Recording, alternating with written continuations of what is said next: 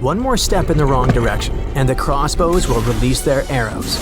If you open the wrong door, you'll end up in a river of mercury. It's almost impossible to get out of this place, but it is even more difficult to get here. No, this is not a location from an adventure movie, but a treasure hunter. This is a real giant tomb filled with traps and streams of toxic mercury. And it's not somewhere deep in the Amazon jungle or an unknown island. This tomb is located in central China, near the city of Xi'an. And you know what the coolest thing is? This tomb was built more than 2,000 years ago. And even now, in the 21st century, we still don't know how to get there. But let's start from the beginning. Many of you have probably heard of terracotta statues. Thousands of clay sculptures of people. Those statues were first found in 1974, when a group of peasants were digging decks near Xi'an. They found a detailed human-sized figure, and that was 1 out of 1,000. Each figure was made as realistic as possible. Each of them was unique and had its distinctive details. More than 50 years have passed, and scientists are still digging up these sculptures. The number has already exceeded 8,000. But what are they doing there? What is their purpose? Terracotta sculptures are kinda guarding the tomb of Emperor Qin Shi Huang. He was such an influential man in China that he wasn't just buried in a tomb. His servants created a giant coffin complex the size of a small town. So, if thousands of clay guards symbolically protect this place, it's difficult to imagine what's in the center of this ancient, gigantic tomb. But first, let's find out who Qin Shi Huang was, and then move on to the dangerous traps. He was the first son of the ruler of the kingdom of Qin. It was one of the 6 kingdoms that existed on the territory of modern China. In 2059 BCE, when Qin Shi Huang was born, those 6 kingdoms were independent and separated from one another. Moreover, there was a strong conflict between them that lasted for more than 200 years. But Qin Shi Huang turned out to be the man who managed to conquer and unite all these kingdoms. He became more than just a king. He became the first emperor of China. But how did he complete a seemingly impossible task? Natural disasters, clever strategy, tactics, and skills helped him to conquer the 6 kingdoms. Scientists are still arguing about some of the details of how this happened. All that can be said is that Qin Shi Huang was a very wise and intelligent emperor. So it's not surprising that his burial turned out to be so huge. He was buried in the largest and most luxurious funeral complex in the history of China. The area the size of a small city contains many underground caves filled with things an emperor could need in the afterlife. In ancient China, as well as in ancient Egypt, people believed that when an emperor went to the other world, he could take with him those things that were buried with him. Unfortunately, sometimes it could be people, but Qin Shi Huang acted wisely and correctly. He decided to bury clay statues. But the coolest thing is that the architects and builders of this complex made it impregnable. The whole area holds many secrets, historical artifacts, and priceless objects. There's a beautiful place with the emperor's body in the center of this tomb. Imagine how many treasures you can find there, and all of them were meant to remain untouched and unseen by other people. And we probably won't be able to get to them, at least in the near future. Ancient Chinese historian Sima Qian wrote something about the tomb about 100 years after the emperor's burial. He said that this place had dangerous traps inside the tomb that would destroy anyone who dared to enter the tomb. The engineers installed crossbows with loaded arrows and also poured a huge amount of mercury, simulating the movement of rivers. Of course, that was 2,000 years ago, and crossbows probably don't work anymore. But what about mercury? This toxic metal has no expiration date. It's shiny and moves quickly in liquid form. It looks beautiful, but don't touch it. Even a small drop of mercury can cause damage to your body. Inhalation of its vapors or ingestion causes damage to nerves, the liver, kidneys, and many other symptoms. And that's just one drop. Imagine how dangerous rivers of this substance can be. Who knows how much mercury was loaded there by the tomb builders? But even if you dodge all the traps and don't end up in the poisonous river, mercury would still be able to harm you. Its vapors can pass through the cracks in the walls. This means that the entire tomb is probably soaked in this substance. And by the way, this is not just a guess. Scientists have measured the mercury level at the excavation site and found that it's much higher than normal. But why mercury?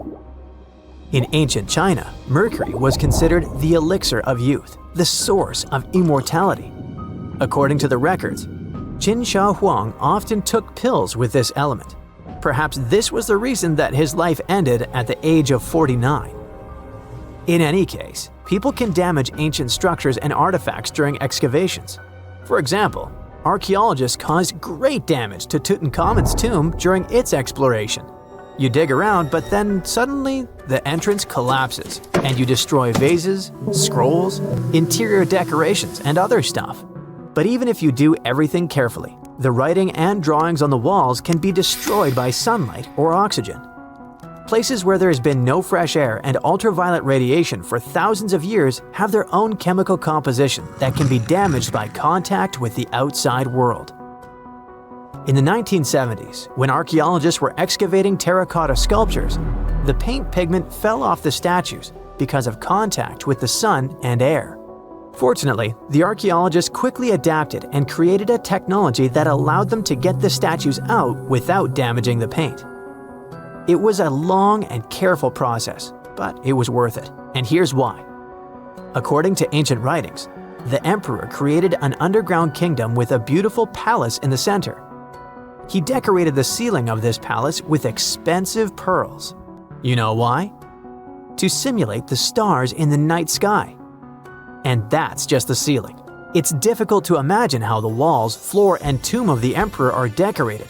Besides, scientists expect to find many other statues that copy the emperor's servants. So, in simple terms, the tomb of Qin Shi Huang is a paradise for archaeologists and historians. But of course, it will take more than one generation before they extract all the treasures. Some experts predict that the excavation of the entire tomb could take centuries. But of course, new archaeological technologies can change everything. For example, non-invasive research methods mean you don't have to enter the tomb. You can see it through a special device. Another idea is the use of muons. Those are subatomic products that appear as a result of the collision of cosmic rays and atoms in the Earth's atmosphere. The point is that these muons can penetrate through solid objects, just like X-rays. Or how about nanotechnologies? Imagine millions of tiny digger robots climbing into a tomb and starting to scan the area.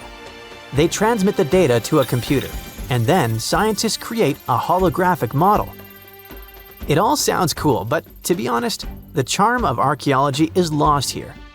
It's one thing when you carefully dig up some ancient artifact with your hands, see it with your own eyes, and scrupulously clean it from the ground. And it's completely different when you watch it on a computer screen.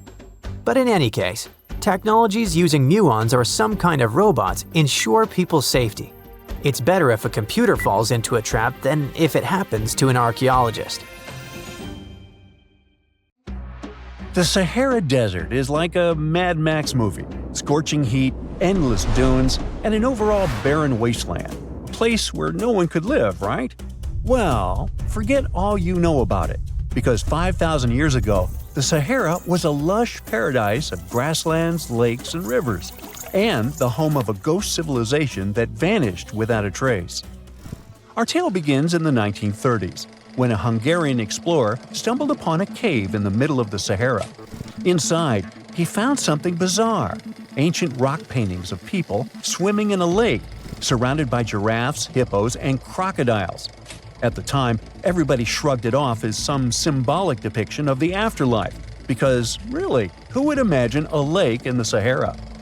Well, fast forward some 70 years later, when a group of archaeologists made a discovery that flipped the script.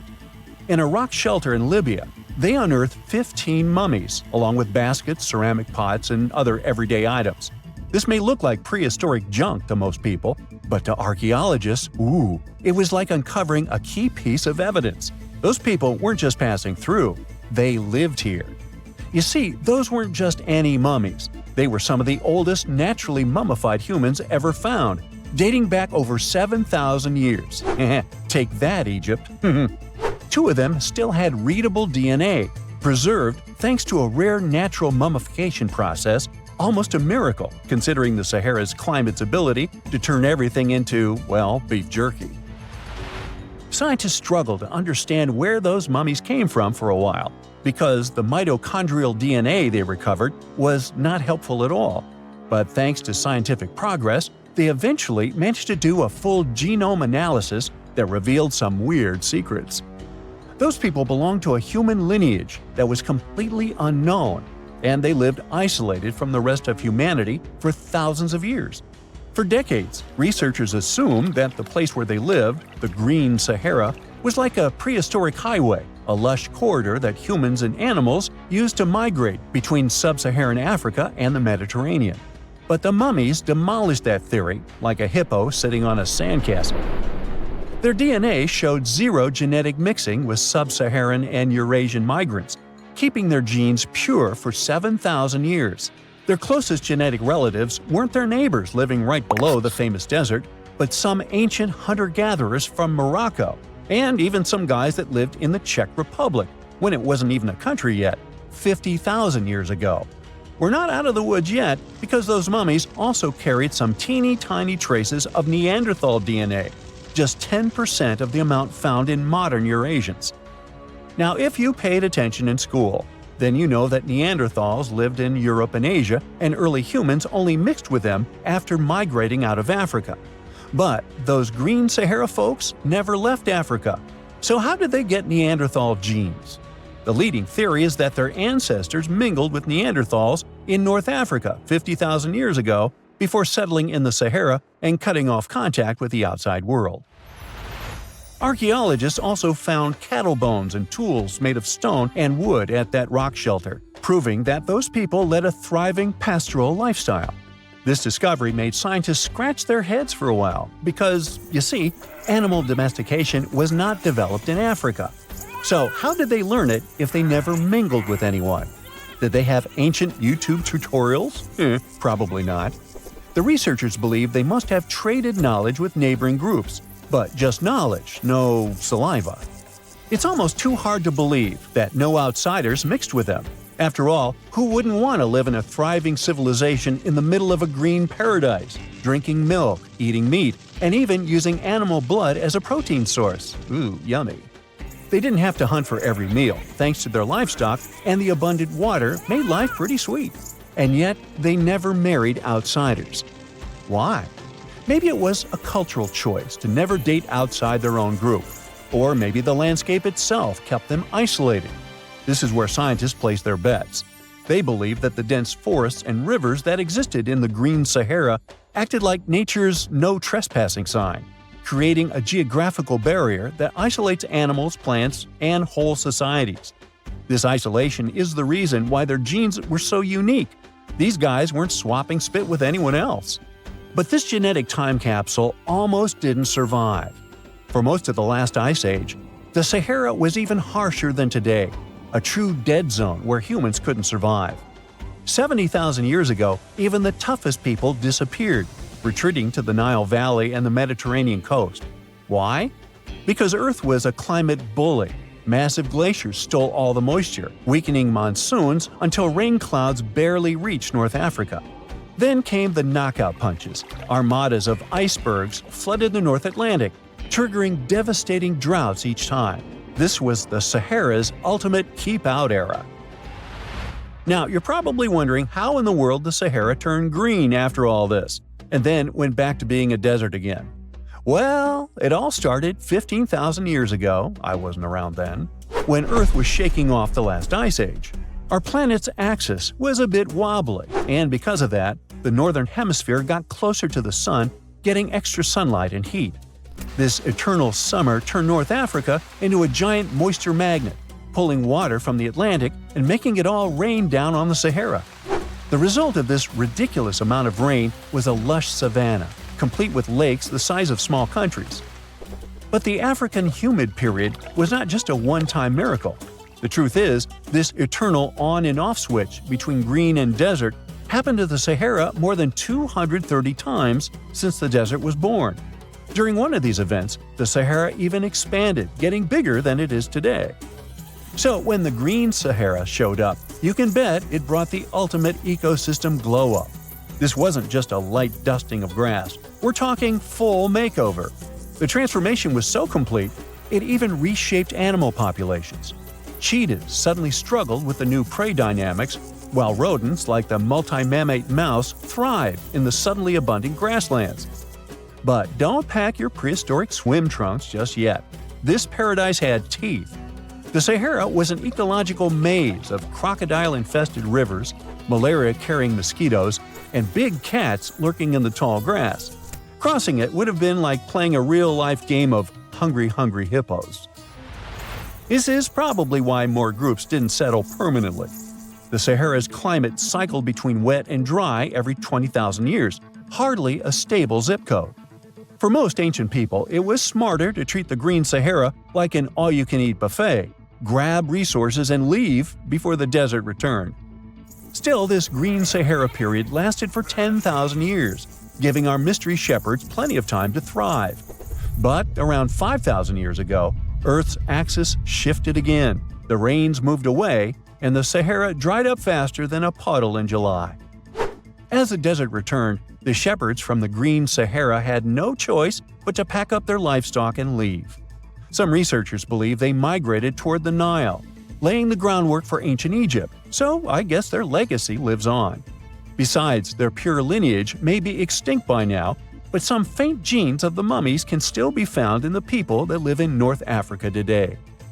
But the introvert mummies were not the only ones using the green Sahara as an Airbnb.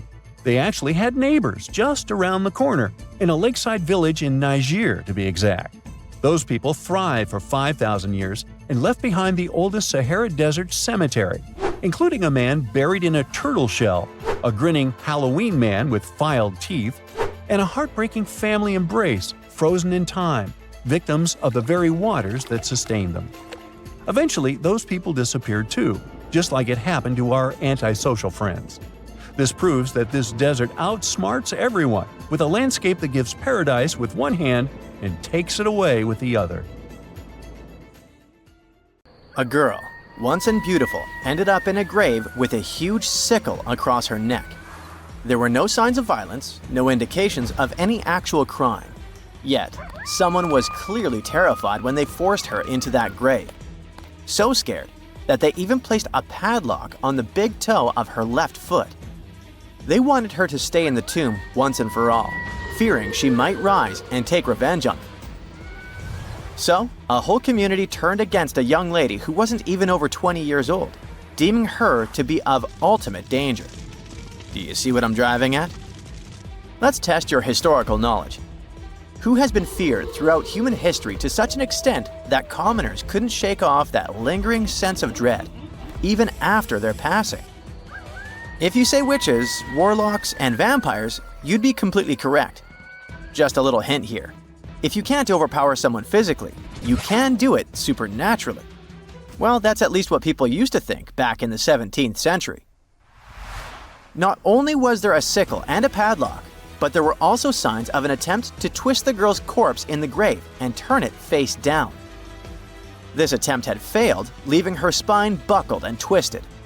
By the way, the padlock wasn't necessarily meant to lock a vampire. It was more likely a talisman against evil spirits. That's a peculiar and, let's face it, very cruel way to bury someone. Yet it was a common practice for creating anti-vampire burial sites. The methods for preventing vampires from rising were quite elaborate. First off, let me introduce a term. Anti-vampire graves, known as revenant graves, date back thousands of years and have been found in various locations across Europe. Europe, you heard that right. Now before you say, hey, vampires are a Romanian thing, Dracula, duh, let me convince you otherwise. They are a part of all European folklore, meaning you can find references to them throughout Europe. With new settlements in America, vampire lore spread there too, eventually turning into the Twilight Saga. These anti-vampire burials are characterized by evidence of precautions taken to prevent those who bit the dust from rising. Such measures could include placing large stones on the deceased's legs or even piercing the body with a lance to fix it to the ground. To be completely safe, they could also consider removing the head from the torso. So, burying the body face down, cutting off the head, and pressing the body with a stone were the methods used to keep someone believed to be a demonic being from leaving the grave. Let's return to the poor lady, or rather, the girl. A couple of archaeologists, Dariusz Poliński and his partner, Magna Durodzka, who happened to be partners in both crime and life, stumbled upon her grave. Strangely, all of her 206 bones remained untouched. Yet no gravestone, no name, nothing. Just a lonely grave on a hill in northern Poland. Poliński, a professor of archaeology, and Zagrodzka began piecing together the story of the woman they eventually named Zosia. Carbon dating suggested she had been about 18 years old and had passed away about 350 years ago during a chaotic time in Poland's history. There is little documentation about this graveyard, which seemed to serve as a resting place for individuals marginalized by the community. Was Zosia a poor girl who had been marginalized because life forced her into the worst situation a lady could face? Not really. As the archaeologists delved deeper, they stumbled upon some hints that indicated she might have hailed from a rich family. Her burial featured a stylish bonnet, and the delicate silk along with shiny silver and gold threads found with it suggested that it was part of an elegant headdress. This all pointed to the idea that she had some serious status or wealth. But the way she was buried indicated her outsider status in the village of Pien. Perhaps her presence there was unwanted, hence the idea of her being a vampire, backed up by the manner in which she was forced into the grave and held there. By analyzing the structure of her skull and extricating DNA from her skeleton, scientists created a reconstruction of what her face might have looked like. The specialists meticulously reshaped Zosia's likeness using modeling clay on a 3D printed model of her skull, which proved to be a deeply moving experience. They remarked that while they often worked on face reconstructions, in this case, they also sought to restore her dignity. Utilizing these three methods, the team reconstructed Zosia's 400-year-old face, revealing the human story buried beneath supernatural beliefs. It's ironic, isn't it? First, people tried their hardest to make the world forget her face and prevent her from ever coming back. 400 years later, people did everything they could to bring her back to life. Her picture now is all over the internet, yet we will never see the faces of those who buried her. Alas, this reconstruction project only allows viewers to visually connect with Zosia, but her true story remains a mystery. But what we know for sure is that people who were deemed vampires were badly discriminated against, to say the least. Rumor had it that hungry vampires would even steal people to quench their thirst. Let's use math to prove this rumor wrong and prove that Zosia wasn't one of them. Back in the year 1600, there were only 537 million people worldwide. Yeah, this data may not be very accurate, but it's pretty close to reality. A physicist, Kostas Eftimiou, calculated that if a vampire had been drinking one person's blood each month, humanity would have faced extinction within a few years. Starting with one vampire and a population of 537 million in 1600, this math shows we'd have no humans left by July 1602. But here we are now. Well, while placing a stone on a corpse to make sure the vampire doesn't rise may be something new to you, there are also a bunch of stereotypical things associated with these creatures that you definitely know, such as garlic and mirrors. Funnily enough, even though it's all based on a bunch of superstitions, there's pretty good logic behind the garlic thing. You see, it contains a special compound called allicin, which is a powerful antibiotic. While people back then couldn't know what an antibiotic was, they noticed garlic was pretty effective against various conditions. Since they believed vampires were created by a particular blood condition, they also believed garlic could defeat a vampire. And there's more. There's actually a blood condition called porphyria, which makes people look like real vampires. Their skin is pale and their teeth get bigger as their gums shrink. And guess what? People who have porphyria cannot consume garlic, as it worsens their condition. Wow, that's a cool coincidence. The next superstition is a bit fresher, and it's about vampires avoiding mirrors. The first known reference to the mirrors comes from the book Dracula in 1897. But why wouldn't a vampire show a reflection? Simple. Before the plastic era we live in, mirrors were traditionally backed with silver. Silver was commonly believed to repel evil spirits, possibly because it has antimicrobial properties. Much like garlic, its healing properties may be what was supposed to scare off a vampire. Another reason why suspected vampires may have avoided mirrors is the changes to their appearance from conditions commonly confused with vampirism, like porphyria and rabies. People afflicted with these conditions may have avoided looking in mirrors for that reason, causing others to assume that vampires avoided mirrors. But if you ever met a vampire and these methods don't repel it, I have one more trick for you. Ask the potential vampire to count. It can be spilled grains, seeds, or even the holes in the fishing net if you happen to have one. Vampires are into math, so they'll stop to count, delaying them until sunrise. And we all know that vampires don't do well in sunlight. Ironically, it's Count Von Count, a vampire who teaches us how to count on Sesame Street. You're heading to Spain with a team of archaeologists to try to find some ancient artifacts. You get lucky and uncover one of the greatest treasures of the Iberian Bronze Age. Iberian refers to the Bronze Age culture of Portugal and Spain. So you find and unearth coins, jewelry, vases, vessels, and two pretty strange items.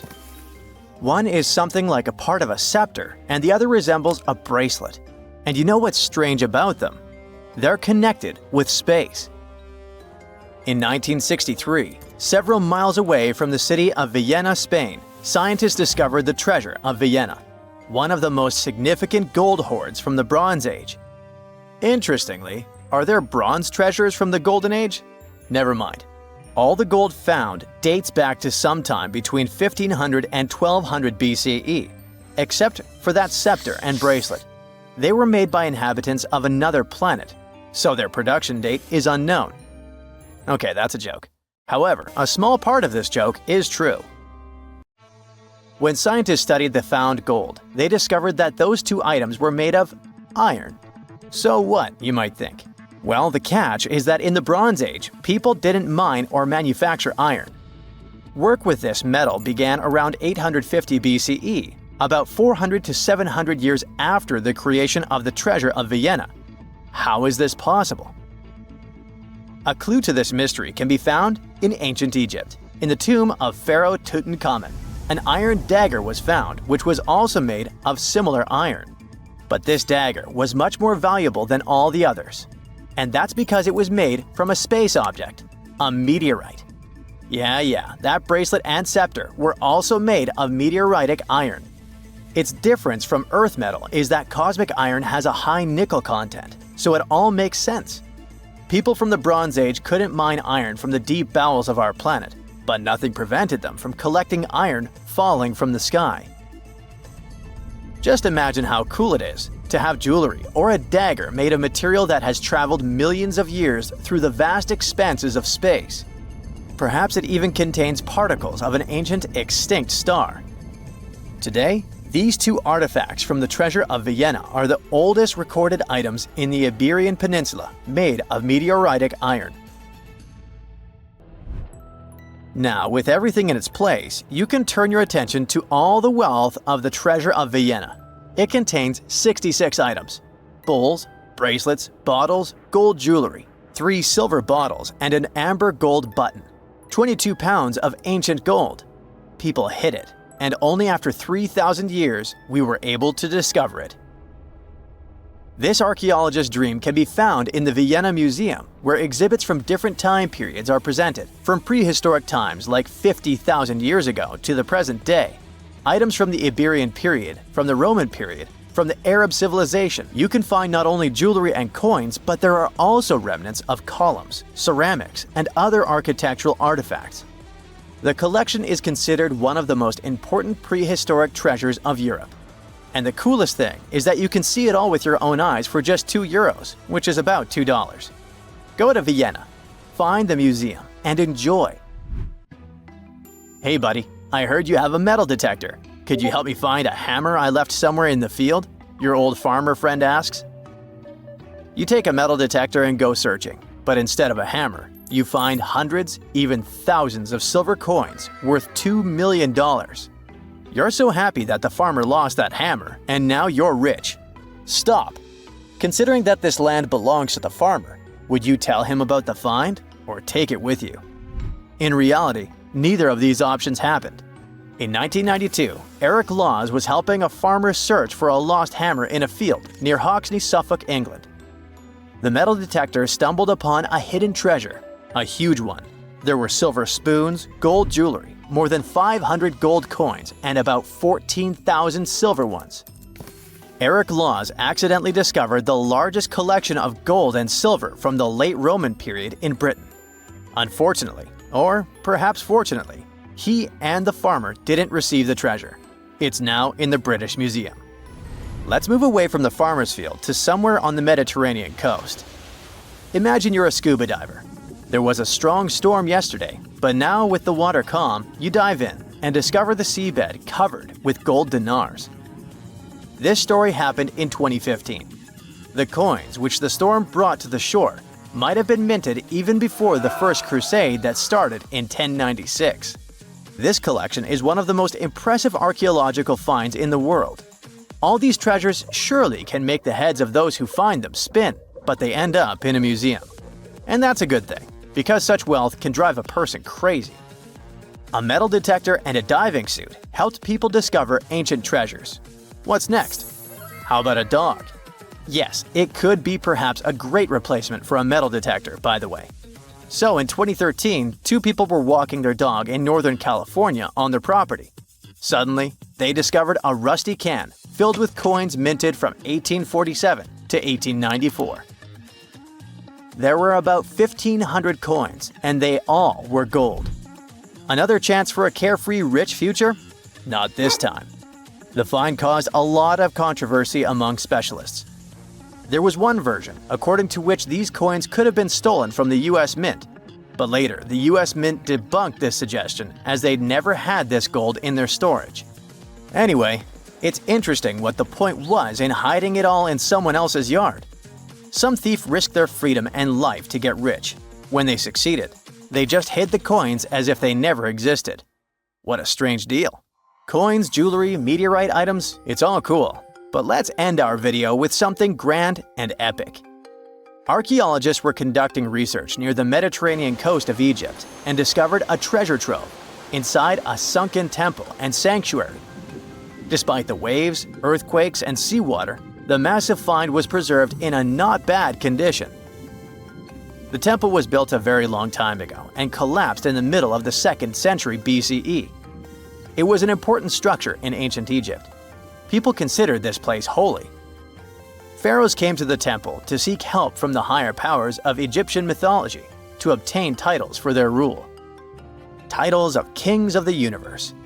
For many people, this place was like the center of the universe, and now it lies forgotten on the seabed, almost ruined. Time spares nothing. Researchers found out the temple had been part of an ancient port city. A long time ago, an earthquake occurred in this area and destroyed the city. Tidal waves softened the ground and dragged the town into the Mediterranean Sea. While studying the temple, scientists found many secret treasures there: silver ceremonial instruments, gold jewelry, and alabaster vessels. In past times, people used them to store perfumes or greasy ointments called unguents. Perhaps in ancient Egypt, they weren't bad in the field of cosmetology. Near the temple, archaeologists discovered a Greek sanctuary.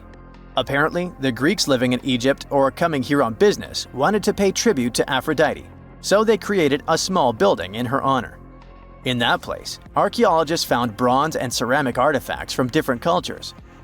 Scientists found out that the Greeks had permission to trade in the Egyptian city and even be its residents.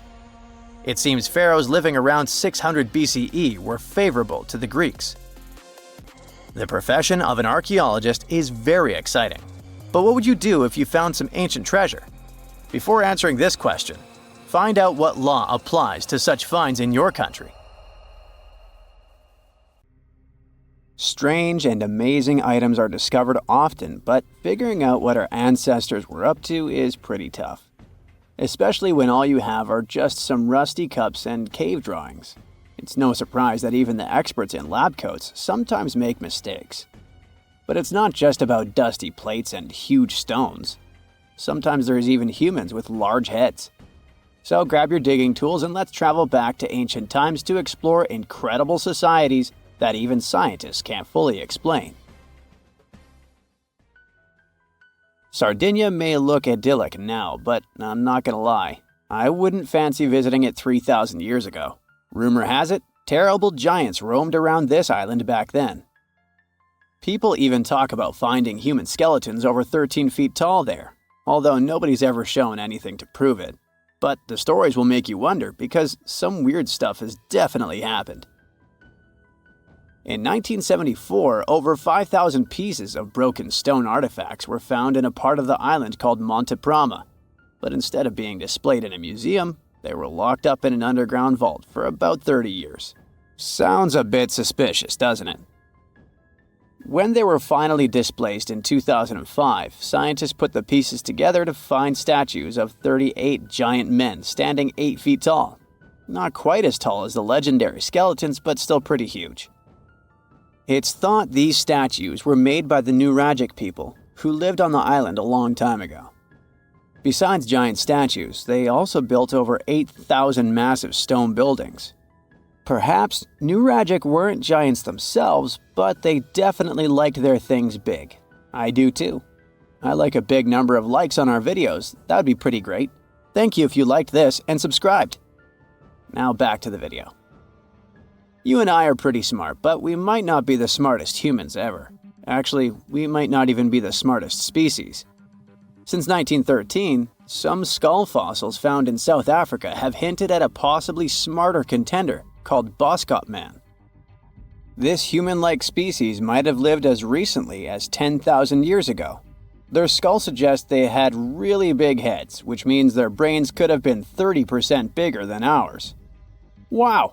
Their average IQ could have been around 149, making them among the smartest 0.05% of people today. But if a Boskop brainiac was so much smarter, why are they not around and we are? Well, bigger isn't always better, you know. Our brains are a lot bigger than our ape relatives, mainly in the prefrontal cortex. This part helps with high-level tasks like making decisions, remembering things short-term, and being aware of ourselves. The parts of the brain that handle our senses and movements haven't really grown much.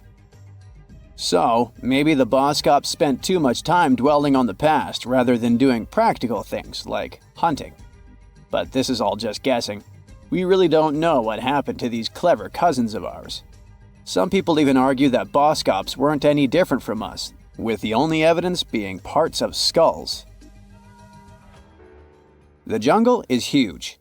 Did you know the Amazon rainforest is home to about 30% of all the world's plant and animal species? That's impressive. However, the history of one native species, humans, has long puzzled scientists. The mysterious Kasarabe people lived here for hundreds of years and then vanished around 1400 AD. People thought the Amazon only had a few scattered tribes, but recently we discovered big, unusual shapes in the ground called geoglyphs. These might look like simple shallow ditches, but they're actually the remains of a vast civilization that spread over 5,000 square miles and includes about 450 markings, some as wide as 1,300 feet. That's insane!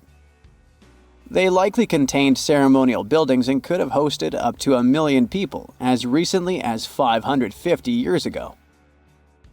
Thanks to new technology like LiDAR, which uses a safe laser to map the forest without harming it, we can explore deeper.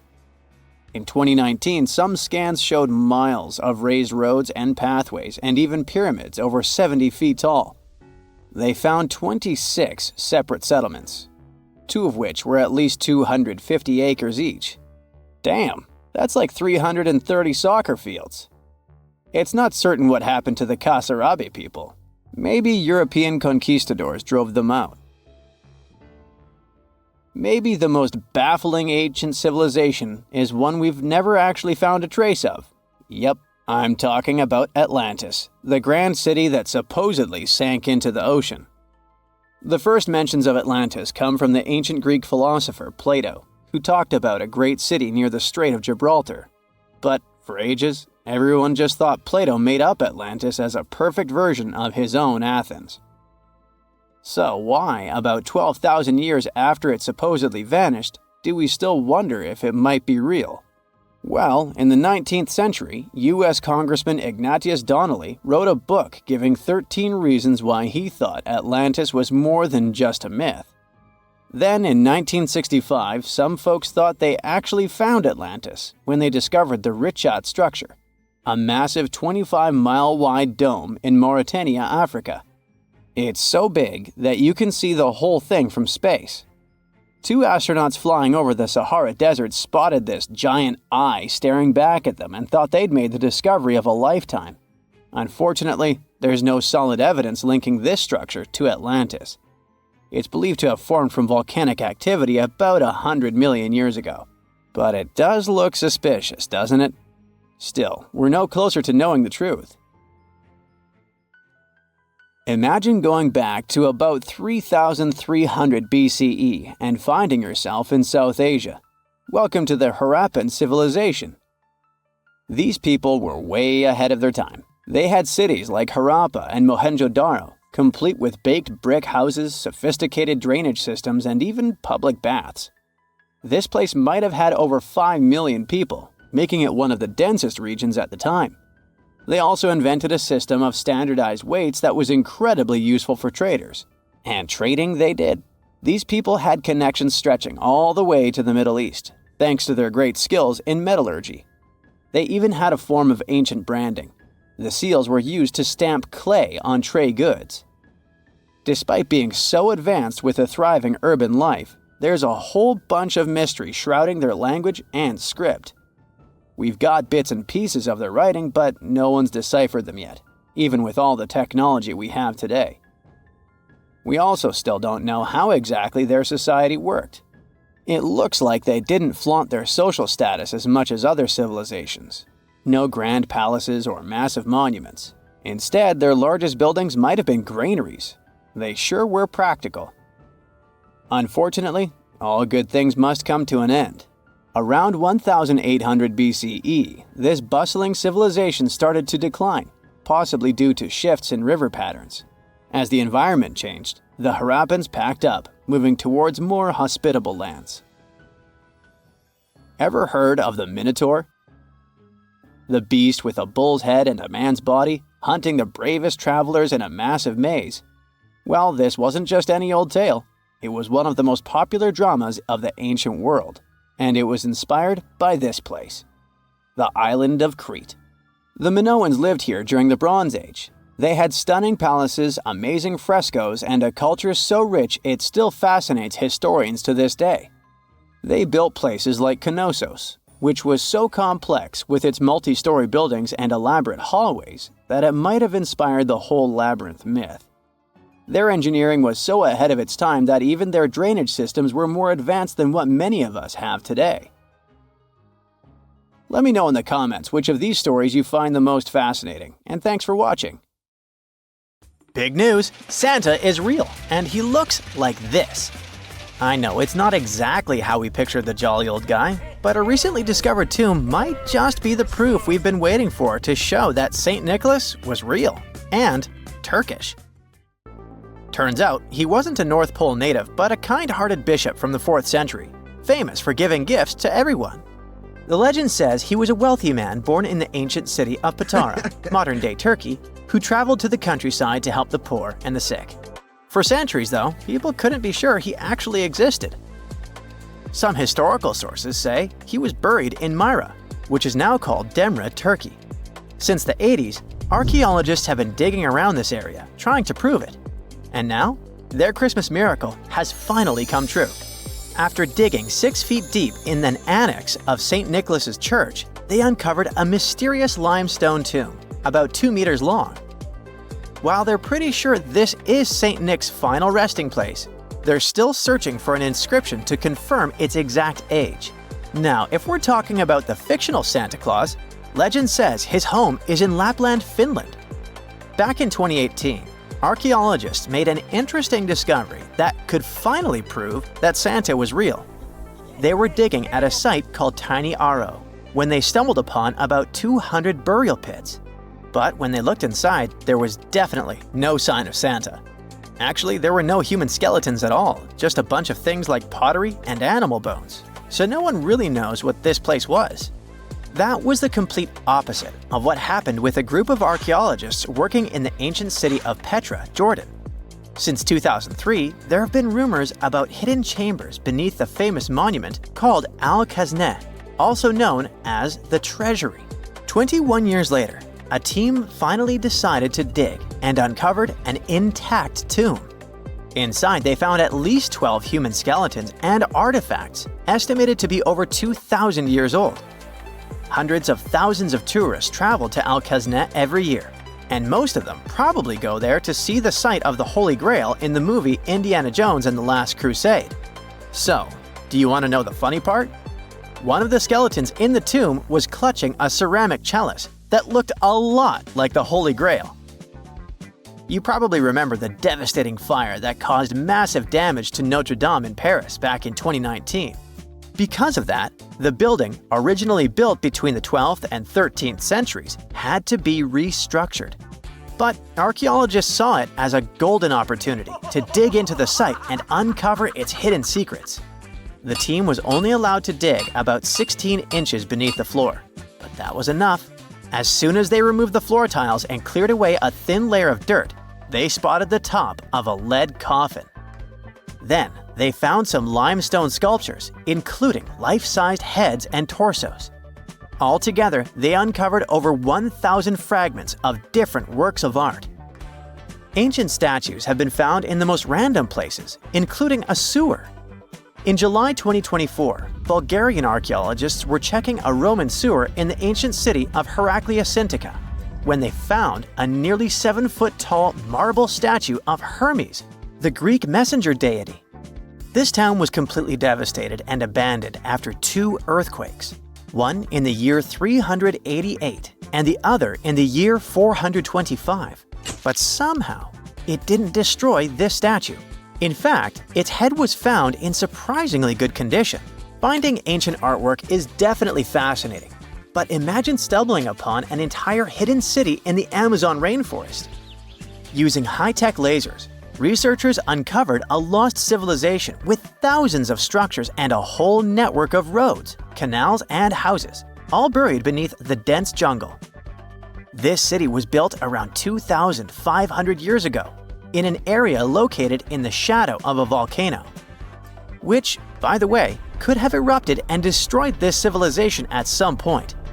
It's hard to say exactly how many people live there, but experts estimate they stayed up there for about 1,000 years. This discovery proves ancient people also had huge organized cities in the middle of the Amazon. A similar thing happened in Campeche in southern Mexico. An archaeologist was doing some research on the internet when he accidentally discovered a hidden Maya city.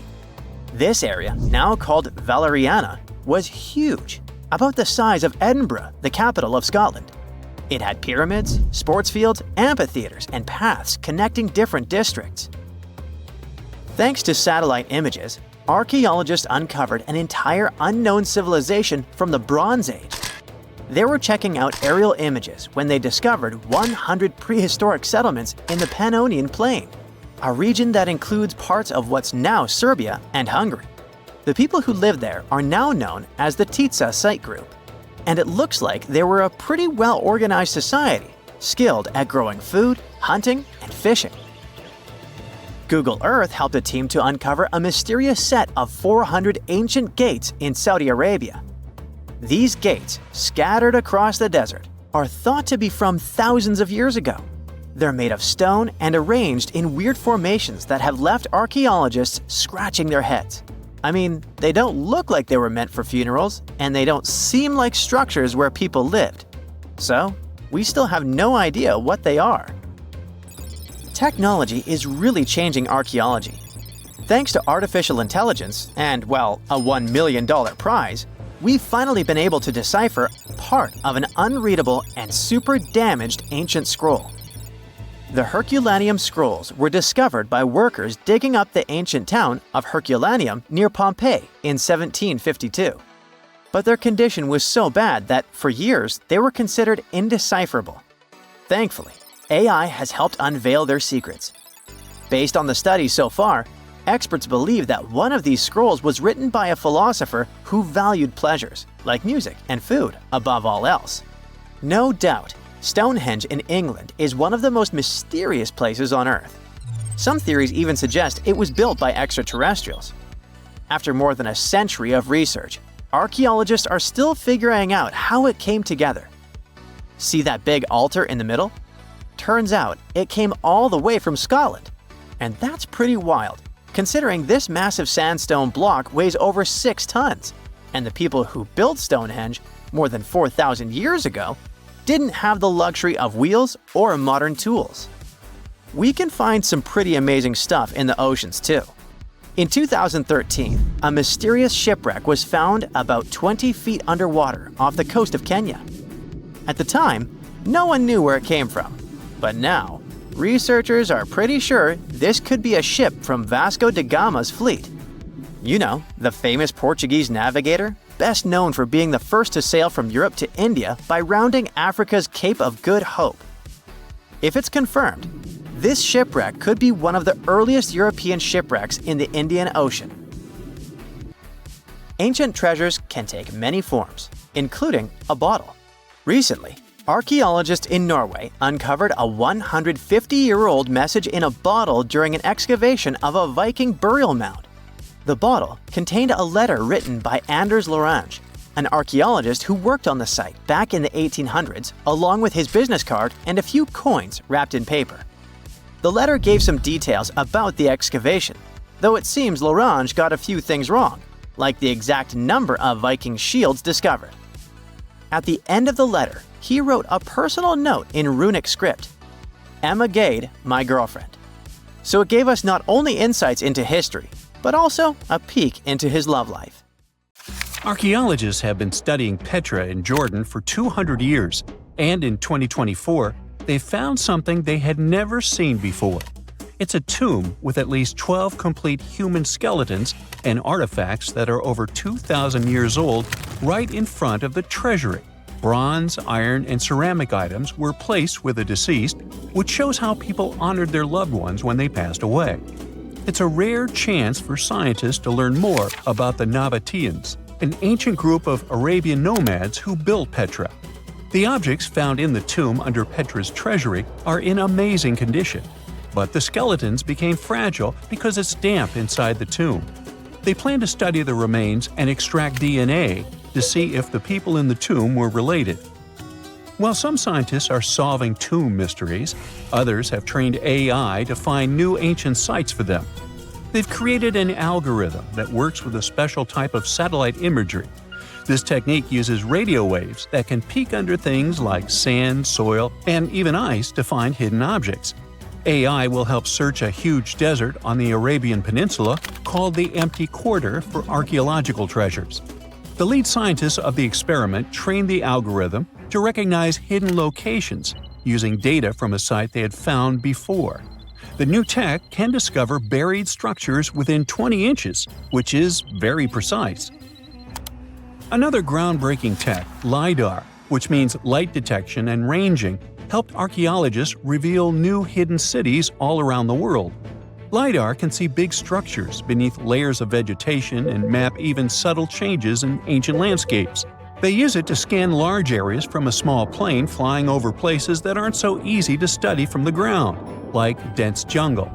In 2024 alone, they found new Maya settlements in southern Mexico, gardens, roads, and rivers in Ecuador's Amazon rainforest, ancient ruins on the Pacific island of Tonga, and the remains of 2 medieval cities along the Silk Road route in Uzbekistan.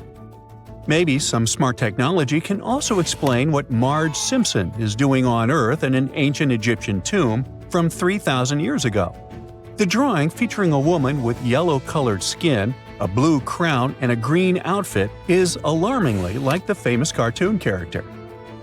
If you don't see a resemblance here, I hope you'll at least enjoy an amazingly well-preserved necklace with amethyst and agate beads. It's from another recent find from Egypt, an ancient tomb with 11 sealed burials near Luxor. Archaeologists also found 2 copper mirrors, one with a lotus-shaped handle and the second with a unique design of the deity of the sky, women, fertility, and love in ancient Egypt. The hair of the figurine was originally made from almost 4,000 mud beads. Another awesome find from 2024 is an ancient Greek shrine with intact burials, a sarcophagus, and plenty of gold inside. They think it was built before the year 300 before the Common Era, and the marble lions, also found inside, were made from the same marble as the Parthenon in Athens. Greece is so full of ancient treasures that the city of Thessaloniki will house around 300,000 of those artifacts in their new subway system. Meanwhile, archaeologists in France have found a monument unlike any other, and they can't figure out what it was used for.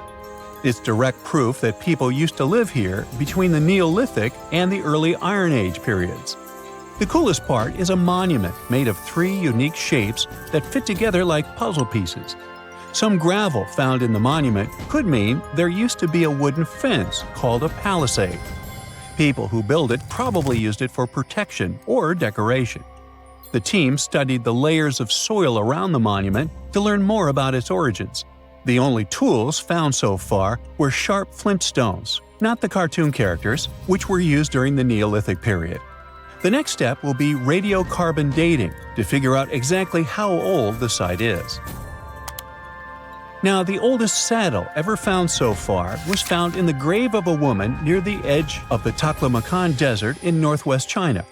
This saddle is the oldest ever discovered.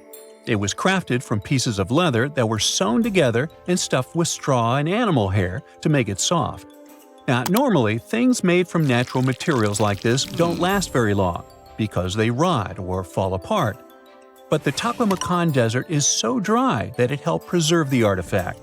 The herdswoman who used the saddle was buried in her full riding attire, so this proves that not only men used saddles and took part in herding and traveling. Now let's shift to Guatemala, where an ornate jade mask made by the ancient Maya people was waiting for centuries to be discovered. Scientists use radiocarbon dating to figure out the age of the mask. They believe the mask may represent a Maya storm deity, a powerful figure in their mythology. These kinds of masks were often made to honor Maya royalty, and they were placed in the tombs of kings and queens when they were buried. The king's tomb was also decorated with carvings made using tools crafted from volcanic obsidian. After 15 years of searching, scientists may have finally figured out where the altar stone of Stonehenge comes from. They compared the tiny minerals inside the altar stone with rocks from many places in Wales and England and ruled out lots of spots. Then they found the perfect match with a place in Scotland, more than 466 miles away from Stonehenge. This area might even be Orkney, a group of islands in the far northeast of Scotland where a lot was going on during the Neolithic period. The big question now is how ancient people moved such a massive stone so far. The altar stone is over 16 feet long and weighs more than 6 tons. The new theory is that they might have used boats to carry it across the coastline and rivers. Once it was close to Stonehenge, they theoretically dragged it across the land using wooden sleds, ropes, and a lot of teamwork. Meanwhile, in the north of France, an ancient home popped to the surface during the construction of a new house. It turned out to be a luxury urban house for the elite from the 2nd century of the Common Era. The inside of the house was destroyed by a fire, but under the destroyed layer, there are beautiful, real-size fresco paintings. Turkish archaeologists unearthed the arm and foot bones of elephants that lived around 9 million years ago. They also found fossils of early horses, giraffes, and even saber-toothed cats. They've already identified 43 distinct types of animals from this site and collected more than 4,000 fossils. One more cool find from Turkey is a 64,000-year-old workshop inside Incasia Cave. It looks like people used it for 24,000 years non-stop. There are some tools inside, like flakes and blades, which were made inside the workshop. In eastern Turkey, a farmer accidentally found a 1,000-square-foot mosaic from the late Roman or early Byzantine period just beneath the dirt. Experts say it's a one-of-a-kind thing from this region, and is still in one piece after all this time. The pattern shows dozens of trees, plants, and animals that were found in ancient Turkey. There could be more treasures in the area, so they plan to keep digging.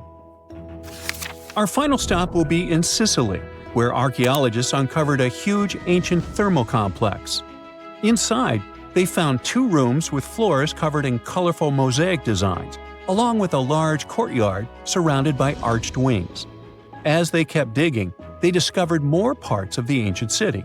They found new roads and the remains of a huge complex, along with stretches of old stone walls that were part of the city's fortifications. These discoveries are helping scientists imagine what the city might have looked like during ancient times. No one knows for sure whether the bathhouse was built by the Greeks or the Romans, since both civilizations lived in Sicily long ago. So looky here, scientists discovered ancient artifacts near King Tut's tomb. Turns out, his VIP final resting place looks more like a public graveyard, with about a dozen wooden coffins that's been there for around 3,600 years. Okay, I might have exaggerated a tad. The 11 tombs weren't exactly right next to King Tut, but they were close, near the same city of Luxor. New findings in Egyptian tombs can help us piece together what life was like in ancient Egypt. And guess what?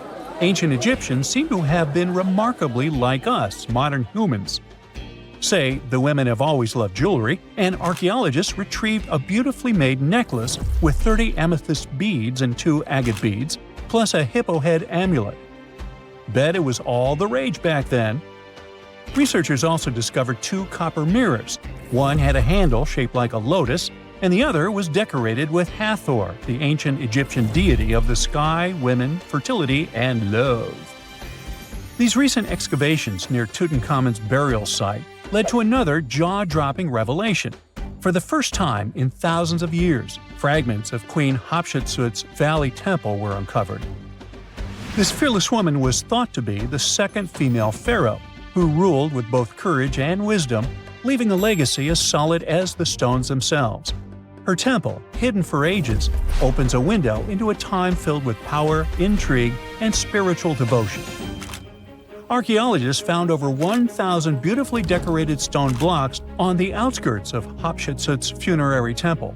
There were very few women who managed to take the throne in ancient Egypt. Another tomb was found nearby, and it belonged to the overseer of Queen Teti Sheri's palace, whose name was Jehuti-Mez. Queen Hatshepsut seems to have even more tombs, aces up her sleeve. These tombs were carved into the rock instead of being built as pyramids, showing a unique ancient perspective on how to protect the soul in the afterlife. Experts managed to retrieve some cool ancient pieces from the site. Toys made of clay, mummy masks, winged scarabs, and some amulets. Sadly, there surely used to be way more artifacts, but over the last centuries, there have been people other than archaeologists to stumble upon this site. It's likely that looters got to these tombs before them and may have taken some valuable items. But they did leave behind some cool stuff for the researchers, like pottery used for offerings of bread and meat, along with archers' bows that connect the tomb's owners to the Egyptian military.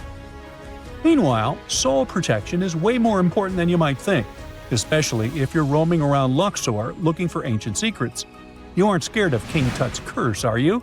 Let me tell you what happened to those who weren't scared, but promise me to take it with a dash of salt, okay?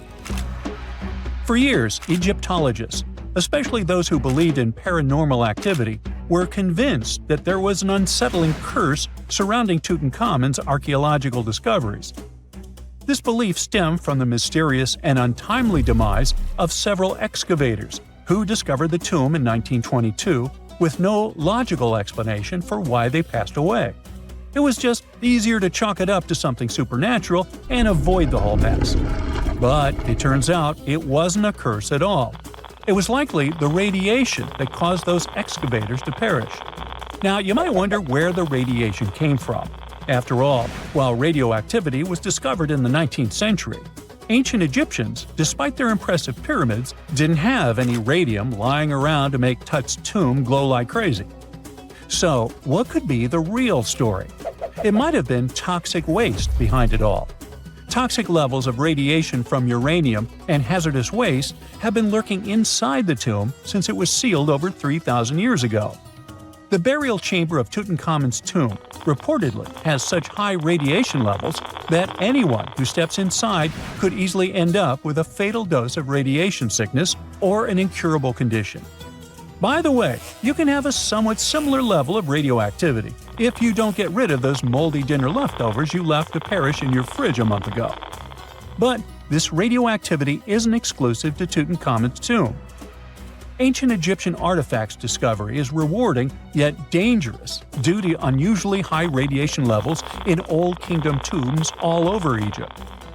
Geiger counters have detected radiation at 2 sites near the Giza pyramids, and radon, a radioactive gas, has been found in several underground tombs in Saqqara.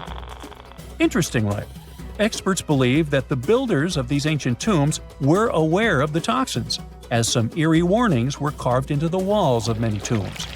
One inscription ominously declared, "They that break this tomb shall meet their end by a malady that no doctor can diagnose." Other ominous phrases like "forbidden," "due to evil spirits," only added to the fear that supernatural curses haunted these ancient sites. Ominous signs have stunned archaeologists since forever, but the fear grew even stronger a century ago with the mysterious passing of Lord Carnarvon, who funded King Tut's excavation in 1922 and reportedly explored the treasure-filled rooms, along with several others who entered the tomb. Arthur Weigall, another British Egyptologist who was present at the tomb's opening and is credited with starting the curse myth, passed away young when he was just in his 50s in 1934. Chances are the condition that made him pass was connected to radiation. In total, 6 out of the 26 people who were there when the tomb was opened met their end within a decade from various causes. Not only X-ray exposure, those reasons include asphyxia, stroke, heart failure, pneumonia, and even poisoning. Well, isn't this getting a little grim? There was one guy who opened the tomb and somehow managed to avoid the infamous curse, Howard Carter, or so it seemed. Some folks pointed to his survival as proof that the curse wasn't real. After digging up the tomb, Carter published several books on the topic and shifted gears from archaeology to dealing in antiquities for various museums. Despite dodging demise or injury, rumors swirled about how the curse may have impacted him in other ways. One of the big stories linked him to Lord Carnarvon's daughter, Evelyn. Some said he was madly in love with her, but she married someone else, so he chose to stay single. Others claimed they had an affair while she was in Egypt, which ended when her father passed away and she left the country for good. However, there wasn't much evidence to support these stories. Evelyn was just 6 when they met, and they remained friends until his last breath. She was even one of the few attendees at his funeral, but denied any romantic involvement, saying they weren't that close. A year after the revolutionary discovery near King Tut's tomb, Evelyn married politician Sir Brograve Beauchamp and had a daughter. That same year, Beauchamp toured the tomb with his parents, guided by Carter himself. Carter never married and, aside from those posthumous rumors about Evelyn, had no other romantic connections. While the curse adds an intriguing twist to his life story, his tendency to keep relationships at arm's length was evident long before the tomb was opened. It seemed Carter just wasn't a people person. In 1939, after battling a serious illness, he ultimately succumbed to fate. He was 64, which was a pretty common life expectancy in the UK back then, so no one really thought it was off and linked it to an ancient curse. When he passed, It turned out he had several artifacts from Tutankhamun's tomb in his London apartment, which were eventually sent back to Egypt, marking what some viewed as the curse's end. Who knows? Maybe if he hadn't had all those ancient souvenirs at his place, he would have lived way longer. But all the other demises might seem off.